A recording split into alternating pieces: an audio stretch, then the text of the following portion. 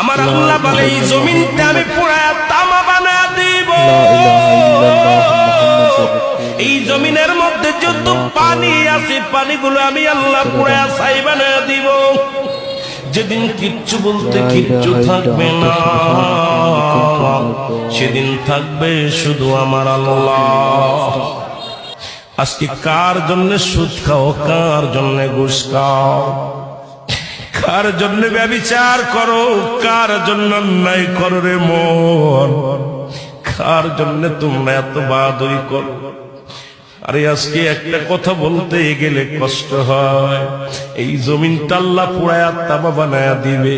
এই জমিনের মাটিগুলো পুড়ে হবে তামা। এই জমিনের যত পানি আছে পানিগুলো পুড়ে হবে ছাই। এই দুনিয়ার মধ্যে কিচ্ছু যেদিন থাকবে না, ওই তুরস্কের কত বাহাদুর, কত টাকাওয়ালা মিনিটের মধ্যে 30 সেকেন্ডের ভূমিকম্পে পথের ফকির হয়ে গেছে, রাস্তার ভিখারি হয়ে গেছে।